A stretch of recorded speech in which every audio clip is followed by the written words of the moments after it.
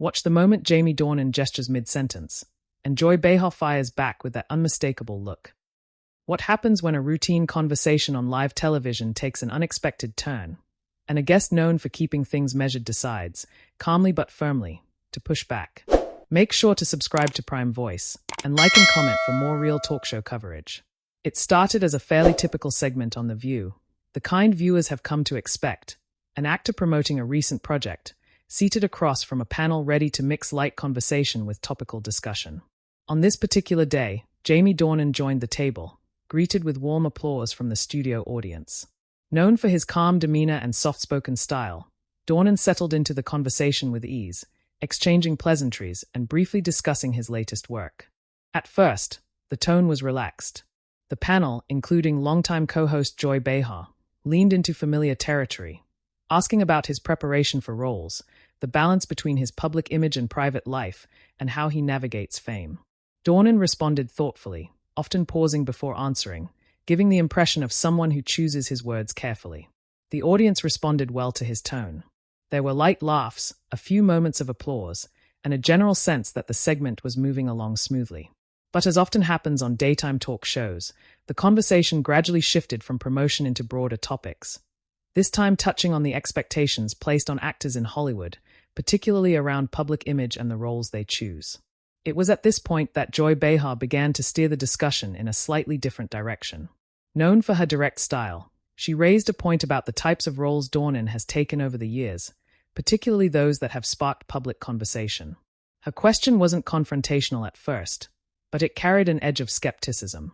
She referenced how audiences sometimes blur the line between an actor's roles and their personal beliefs, and whether Dornan felt responsible for how those roles are perceived. Dornan listened without interrupting, nodding slightly as she spoke. When he responded, his tone remained calm, but there was a noticeable shift in his posture. He leaned forward just a bit, signaling engagement. He explained that, for him, acting has always been about exploring different perspectives, not endorsing them. He emphasized that portraying a character doesn't equate to agreeing with that character's actions or worldview. For a moment, the conversation seemed to settle there, but Behar followed up quickly, pressing the point further. She suggested that, in today's media environment, actors don't always have the luxury of separating themselves from their roles in the public eye. Her phrasing became slightly more pointed, implying that some actors may underestimate the influence they have. There was a subtle change in the room. The other co-hosts began to watch more closely, their expressions shifting from casual engagement to quiet attentiveness. The audience, too, grew quieter, sensing that the discussion was becoming more serious. Dornan responded again, this time with a bit more firmness in his voice. He acknowledged the responsibility that comes with being in the public eye, but he also pushed back on the idea that actors should limit their choices based on how they might be interpreted. He explained that storytelling often involves uncomfortable or complex themes, and that avoiding those entirely would limit the kind of stories that can be told. As he spoke, Behar interjected briefly, adding another layer to her argument. She pointed out that daytime audiences, in particular, often engage with these topics differently than critics or industry insiders. Her tone wasn't aggressive, but it was persistent. She seemed intent on clarifying her stance. What stood out in this moment was how Dornan handled the interruption. Rather than speaking over her, he paused, allowed her to finish, and then continued. His response was measured but noticeably more direct than before. He reiterated that while audience interpretation is important, it shouldn't dictate creative decisions entirely. The exchange remained respectful, but the tension was now evident. The pacing of the conversation slowed slightly, with longer pauses between questions and answers. One of the co-hosts attempted to lighten the mood with a brief comment, drawing a small laugh from the audience, but the focus quickly returned to the discussion at hand. As the segment continued, the dynamic between Dornan and Behar became the focal point. She leaned in with another question, this time framing it around accountability, asking whether actors should take a more active role in addressing how their work is received by the public. Dornan's expression remained composed, but there was a subtle tightening around his eyes, suggesting that he recognized the direction the conversation was heading. He answered by acknowledging that dialogue is important, but he pushed back again, this time more clearly, on the expectation that actors must constantly justify their choices. He explained that while he's open to discussion, he believes there's a limit to how much responsibility an individual actor can take for broader interpretations of a project. At this point, the audience reaction shifted slightly. There were a few murmurs, a mix of agreement and curiosity, as viewers processed the exchange. It wasn't a dramatic confrontation, but it was undeniably more serious than the segment had initially appeared. The other hosts began to step in more actively, offering their perspectives and attempting to balance the conversation. One co-host highlighted the importance of artistic freedom, while another echoed Behar's point about public influence. The discussion broadened, but the central tension between Dornan's stance and Behar's perspective remained. Through it all, Dornan maintained a steady tone. He didn't raise his voice or show visible frustration, but his responses carried a quiet firmness that hadn't been present at the start of the segment. It was clear that he was willing to engage, but also determined to stand by his position. As the first portion of the segment drew toward a transition, there was a brief pause, one of those moments on live television where everyone seems to recalibrate. The host glanced toward the camera, signaling an upcoming shift, but the energy at the table had changed. What began as a routine interview had evolved into a thoughtful, and at times tense, exchange about responsibility, perception, and the role of actors in shaping public conversation. And as the show moved forward, it was clear that this discussion was far from over. As the show returned from a brief transition, the atmosphere at the table felt noticeably more focused than it had at the beginning of the segment. What had started as a standard promotional interview had now settled into a more deliberate exchange of ideas, and both Jamie Dornan and Joy Behar seemed fully aware that the conversation had moved into more serious territory. The host guiding the segment gently reintroduced the discussion, offering a quick summary of what had just been said, almost as if to reset the tone for viewers who may have just tuned in. But even with that effort, the shift in energy remained. The audience was quieter now, more attentive, and the panelists were sitting a bit more upright, their body language reflecting a heightened level of engagement. Behar picked up the conversation again, this time approaching it from a slightly different angle. Rather than focusing solely on roles and perception, she broadened the discussion to include the responsibility of public figures in general. Her tone remained composed, but there was a persistence in how she framed her questions. She suggested that, whether intentional or not, actors contribute to larger cultural conversations simply by the projects they choose and the visibility they have. Dornan listened closely, his hands folded loosely in front of him. When he responded, he acknowledged the point, agreeing that public figures do have influence. But he drew a careful distinction between influence and obligation. He explained that while he understands how his work can be interpreted in different ways, he doesn't believe that should limit the kinds of stories he participates in. There was a slight pause after his response, the kind that often signals a moment of consideration on live television. One of the co-hosts nodded thoughtfully, while another leaned in, appearing ready to add to the discussion. But Behar spoke again, this time with a bit more directness. She questioned whether that perspective might overlook the impact certain portrayals can have, especially on younger audiences. Her phrasing was still measured, but there was a noticeable firmness behind it. It wasn't just a question, it was a challenge to the idea Dornan had just presented. At this point, the dynamic became more layered. Dornan didn't immediately respond. Instead, he took a brief moment, glancing down slightly before looking back up. When he spoke, his tone remained calm, but there was a clearer sense of conviction. He explained that storytelling has always involved complexity, and that audiences are capable of understanding nuance. He added that simplifying content out of concern for interpretation could ultimately do more harm than good. The audience reacted subtly, some nods, a few quiet murmurs. It was the kind of response that reflected engagement rather than entertainment. This was no longer a light segment. It had become a conversation that required attention. One of the other co-hosts stepped in at this point, attempting to bridge the two perspectives. She pointed out that both arguments held weight, that actors do have influence, but that creative freedom is also essential. Her tone was balanced, and for a moment, it seemed like the discussion might ease slightly. But Behar returned to the central issue, this time referencing how audiences often form strong opinions based on what they see on screen. She suggested that, regardless of intention, those impressions can shape public attitudes in meaningful ways. Her voice remained steady, but the repetition of her point made it clear that she wasn't ready to move on from the topic. Dornan's response marked a subtle but important shift. While still composed, he spoke with more clarity and emphasis than before. He reiterated that he respects audience perspectives, but he pushed back on the idea that actors should anticipate and adjust for every possible interpretation. He explained that doing so would place an unrealistic burden on creative professionals, and could limit the diversity of stories being told. As he spoke, his body language reflected that firmness. His posture straightened slightly, and his gestures became a bit more defined. It wasn't dramatic, but it was noticeable, especially in contrast to his earlier, more relaxed demeanor. Behar responded quickly, interjecting with a follow-up that questioned where the line should be drawn. If not the actor, she asked, then who bears responsibility for the messages conveyed through entertainment? It was a question that broadened the discussion even further, bringing in themes of production, writing, and audience interpretation. The table grew quieter again. This time, the pause felt more pronounced, as if each person was considering how to approach the question. Dornan answered by shifting the focus slightly. He spoke about collaboration, explaining that film and television are the result of many voices, not just one. He emphasized that responsibility is shared across an entire creative team, and that isolating it to a single individual oversimplifies the process. This response seemed to resonate with some of the panelists. One co-host nodded in agreement, adding that storytelling has always been a collective effort. Another pointed out that audiences also play a role in how content is received and interpreted. For a brief moment, the conversation felt more balanced again. The tension didn't disappear, but it softened slightly as more perspectives were introduced. The audience responded with light applause, acknowledging the thoughtful tone of the discussion. Still, there was an undercurrent that hadn't fully settled. Behar leaned back slightly, listening as others spoke, but her expression suggested she was still considering the points being made. When she spoke again, her tone was less pointed, but still firm.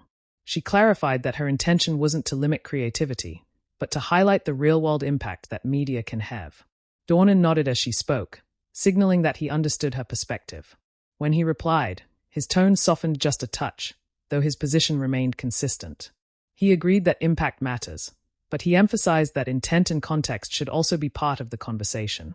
The exchange at this stage felt more like a dialogue than a debate. Both sides were clearly defined, but there was also an effort, subtle as it was, to find common ground. The pacing slowed, with fewer interruptions and more complete responses. The host overseeing the segment seemed to recognize this shift and allowed the conversation to continue without redirecting it too quickly. It was one of those moments on live television where the usual structure gives way to a more organic flow. In the audience, the mood remained attentive. There were no loud reactions or disruptions, just a steady focus on the discussion unfolding at the table. It was clear that viewers were following the exchange closely, taking in the nuances rather than waiting for a definitive conclusion. As this portion of the segment progressed, the initial tension had evolved into something more measured, a thoughtful disagreement rather than a sharp clash. But even in that calmer tone, the underlying differences in perspective remained evident. And as the conversation continued, it became increasingly clear that while both sides were willing to engage respectfully, neither was likely to fully shift their position. The discussion was building, not toward a resolution, but toward a deeper exploration of the issues at hand, one that would continue to unfold as the segment moved forward. As the conversation continued, there was a noticeable shift in how everyone at the table approached the discussion. What had started as a back and forth between Jamie Dornan and Joy Behar was now drawing in the full panel in a more active way, creating a layered exchange rather than a direct one-on-one. The moderator allowed a brief pause, giving space for another co-host to step in. She approached the topic from a slightly different angle, asking Dornan whether he had ever personally reconsidered a role after thinking about how it might be received publicly. It was a more reflective question, and the tone of the table softened just slightly as it was asked. Dornan took a moment before answering. He leaned back a bit this time, his posture less forward than earlier, suggesting he was shifting into a more reflective mode rather than a defensive one. He explained that there have been moments in his career where he's thought carefully about the implications of a role, but he emphasized that those decisions are usually based on the story as a whole rather than potential reactions alone. As he spoke, his tone remained steady and deliberate. He made it clear that he doesn't approach his work casually, but he also reiterated that fear of misinterpretation isn't something he allows to dominate his decision-making. It was a nuanced answer, one that acknowledged the complexity of the issue without conceding his earlier point. Behar listened closely, but this time she didn't jump in immediately. Instead, another co-host added her perspective, noting that audiences today are more vocal than ever, especially with social media amplifying reactions. She pointed out that even a single scene or line can be taken out of context and spread widely, shaping public perception in ways that might not reflect the full story. This observation seemed to resonate with the table. There were nods and quiet acknowledgements, and even Dornan appeared to agree with that aspect of the discussion. He responded by saying that the speed and scale of modern reactions are something actors are increasingly aware of, but he again drew a line between awareness and responsibility. At this stage, the conversation felt more analytical than tense. The earlier edge between Dornan and Behar had softened, replaced by a broader discussion about media, interpretation, and the evolving relationship between creators and audiences. But that balance didn't last long. Behar leaned forward again, re-entering the conversation with a question that brought the focus back to Dornan directly. She asked whether there are certain types of roles he would now avoid altogether, given the current cultural climate. The question was framed calmly, but it carried an implicit challenge, suggesting that adaptation might be necessary. There was a brief silence after she asked it. Dornan's expression didn't change dramatically, but there was a slight tightening in his jaw, a subtle signal that he recognized the weight of the question. When he responded, his tone was still calm, but there was a renewed firmness behind his words. He said that while he remains thoughtful about the roles he chooses, he doesn't believe in creating a list of off-limits characters purely based on how they might be perceived. He explained that storytelling often involves difficult or controversial themes, and that avoiding those entirely would limit the ability to explore important topics. As he spoke, he maintained steady eye contact, not just with Behar, but with the rest of the panel as well. It was a composed but clear stance, one that didn't leave much room for ambiguity. Behar responded with a slight nod, but she followed up quickly, pointing out that some viewers might interpret that approach as dismissive of legitimate concerns. Her tone wasn't confrontational, but it carried a sense of insistence, as though she wanted to ensure that perspective wasn't overlooked. This time, Dornan didn't wait as long to reply. He acknowledged that concern directly, saying that he doesn't dismiss audience reactions, but he believes there's a difference between listening to feedback and allowing it to dictate creative choices. His voice remained even, but there was a noticeable clarity in how he framed his response. The exchange drew a quiet reaction from the audience, some nods, a few murmurs. It was the kind of response that indicated engagement rather than agreement or disagreement. Viewers were following the nuance, understanding that this wasn't a simple issue with a clear answer. One of the co-hosts stepped in again, this time attempting to reframe the discussion in a way that might bring both sides closer together. She suggested that perhaps the conversation isn't about restriction, but about awareness, being conscious of the potential impact without necessarily limiting creativity. Dornan seemed receptive to that framing. He nodded as she spoke and agreed that awareness is important. But he added that awareness should inform decisions, not control them. It was a subtle distinction, but one that reinforced his overall position. Behar listened, her expression thoughtful. When she spoke again, her tone had softened slightly compared to earlier in the segment. She clarified that her concern isn't about limiting storytelling, but about ensuring that influential figures remain mindful of their platform. At this point, the conversation had taken on a more reflective tone. The earlier tension hadn't disappeared entirely, but it had evolved into a more measured exchange of perspectives. Both Dornan and Behar were still clearly holding their positions, but there was also a visible effort to understand each other's viewpoints. The pacing of the segment reflected this shift. There were fewer interruptions now, and each person at the table was given more space to speak. The moderator allowed the discussion to unfold naturally, stepping in only occasionally to guide the flow. In the audience, the mood remained attentive. There were no dramatic reactions, just a steady focus on the conversation. It was clear that viewers were engaged, following the discussion as it developed rather than waiting for a moment of conflict. As the segment moved further along, another co-host introduced a slightly different perspective, bringing up the role of viewers themselves in shaping media narratives. She pointed out that audiences often bring their own experiences and biases to what they watch, which can influence how content is interpreted. Dornan agreed with that point, noting that interpretation is inherently subjective. He explained that two people can watch the same scene and come away with completely different impressions, and that this variability is part of what makes storytelling meaningful. Behar acknowledged this as well, but she added that widespread interpretations can still have collective impact. Her tone was less pointed now, more conversational, as she built on the broader discussion rather than directly challenging Dornan. What became clear in this part of the segment was that the disagreement, while still present, had shifted into something more constructive. It was no longer about proving a point, but about exploring the complexities of the issue. Still, there was an underlying tension that hadn't fully resolved. The core difference in perspective between creative freedom and public responsibility remained at the center of the conversation. And as the discussion continued, it was evident that while the tone had become more measured, the importance of the topic hadn't diminished. If anything, the depth of the conversation had increased, setting the stage for how the segment would eventually move toward its conclusion. As the segment moved into its later stages, the rhythm of the conversation became more deliberate, almost as if everyone at the table recognized that they were approaching the natural endpoint of a discussion that had grown more complex than initially expected. What stood out now was not just the difference in perspectives, but the way those perspectives were being managed in real time on live television. Jamie Dornan remained composed, his tone steady, but there was a clear sense that he had settled fully into his position. His responses no longer carried the slight hesitation from earlier in the segment. Instead, they came with a quiet confidence, suggesting that he had said what he needed to say and was now focused on clarifying rather than defending.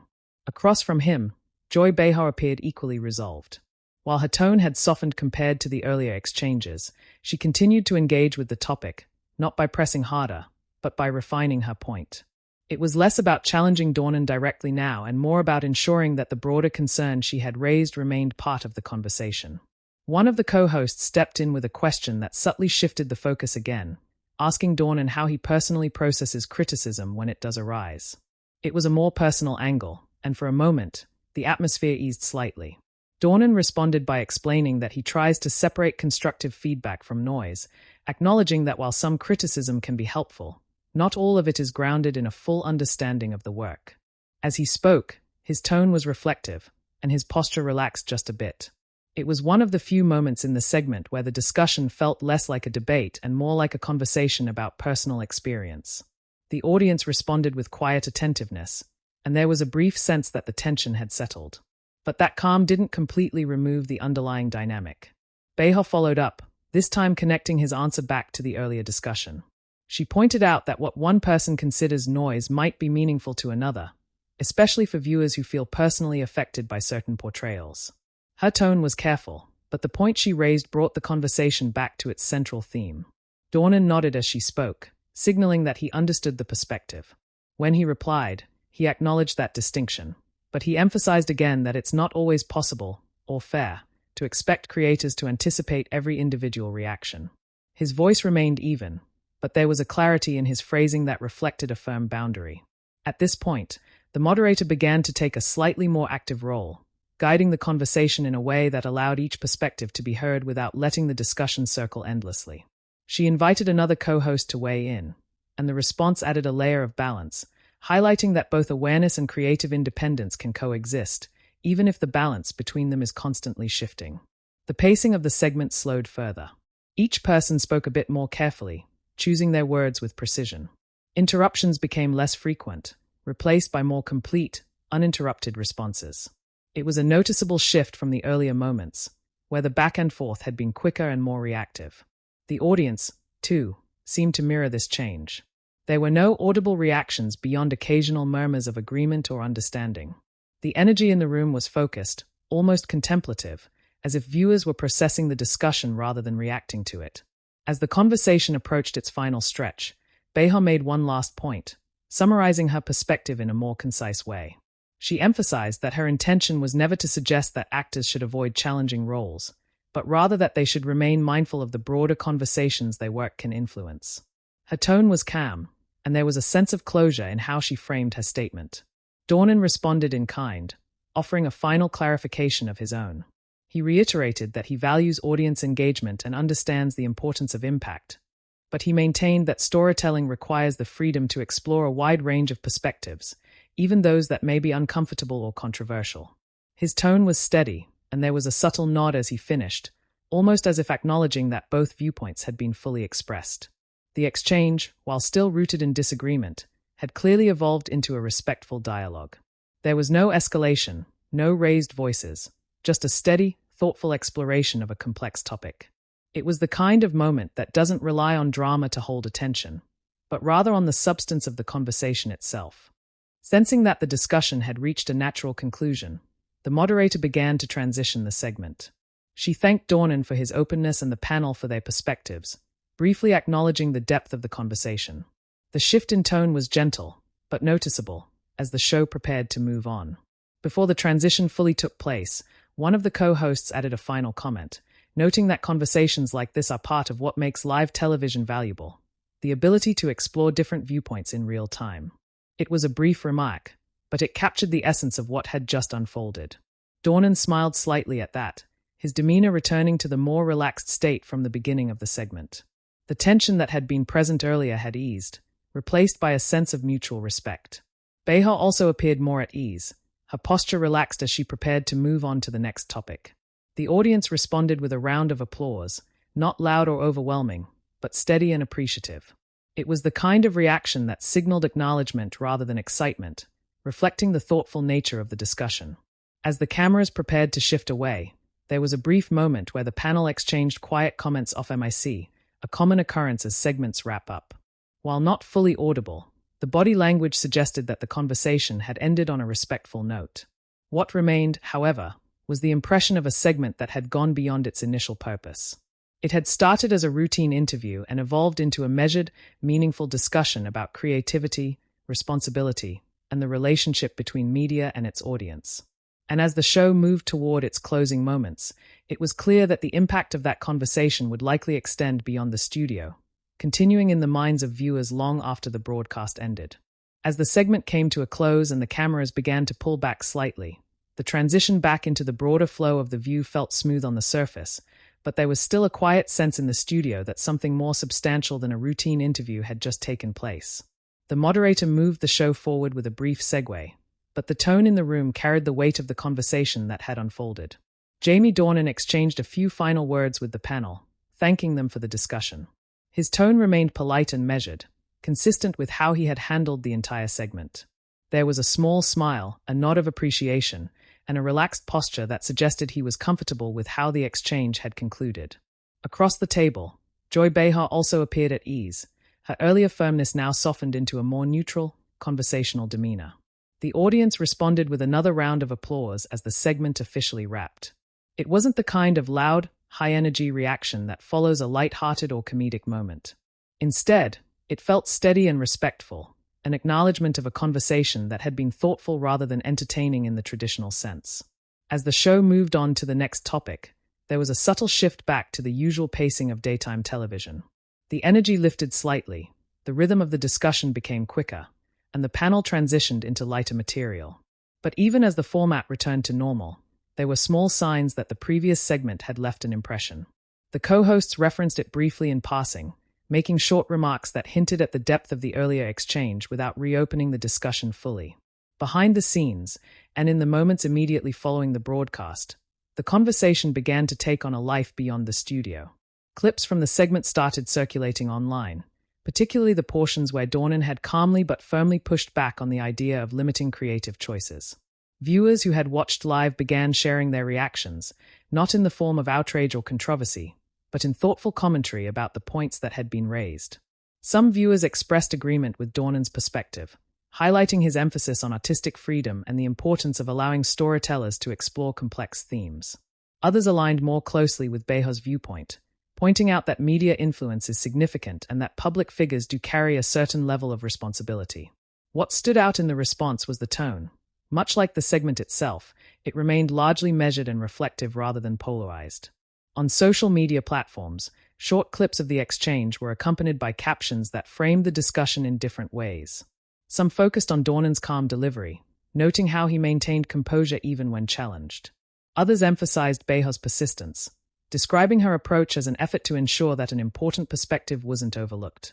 In the hours following the broadcast, a few entertainment commentators began to reference the segment as an example of how daytime talk shows can still host meaningful conversations without resorting to confrontation. They pointed out that while the exchange included moments of tension, it never crossed into hostility, and that both participants remained respectful throughout. There were also follow-up discussions in other media spaces, where analysts revisited the key points raised during the segment. They explored the broader themes of creative freedom, audience interpretation, and the evolving expectations placed on public figures. In many ways, the conversation that began on air continued to unfold in a wider context, reaching audiences who may not have watched the show live. Neither Dornan nor Behar made any immediate public statements that dramatically reframed the discussion. Instead, the segment stood on its own, with both perspectives clearly presented during the broadcast. In later interviews, Dornan briefly referenced the experience, describing it as a good conversation, reinforcing the idea that, from his perspective, the exchange had been constructive rather than confrontational. For regular viewers of The View, the segment became one of those moments that stands out not because of drama, but because of its substance. It reflected the show's ability to move beyond surface-level discussion and engage with topics that don't have simple answers. As the full episode continued to circulate, some viewers revisited the segment in its entirety, noting how gradually the conversation had built from a routine interview into a more layered discussion. The pacing, the shifts in tone, and the way each participant adapted to the evolving dynamic all became part of the overall impression. Looking back, what made the exchange notable wasn't any single statement or moment, but the way it unfolded over time. It began with a straightforward question, developed into a respectful disagreement, and concluded with a mutual acknowledgement of differing perspectives. There were no abrupt endings or unresolved confrontations, just a natural close to a conversation that had reached its limits within the format of a live talk show. In the end, the segment served as a reminder of what live television can offer when it allows space for real dialogue. It showed that even within the structured environment of a daytime show, there is room for discussions that challenge both guests and hosts without losing a sense of balance. And for viewers watching at home, it left an open question rather than a definitive answer. How should public figures navigate the balance between creative freedom and social responsibility? It's a question that doesn't resolve, and perhaps that's why the conversation resonated. If you watched that moment unfold, or if you've seen the clips since, it's one of those discussions that invites reflection more than reaction. Share your opinion in the comments and subscribe to Prime Voice for more narration-based talk show stories.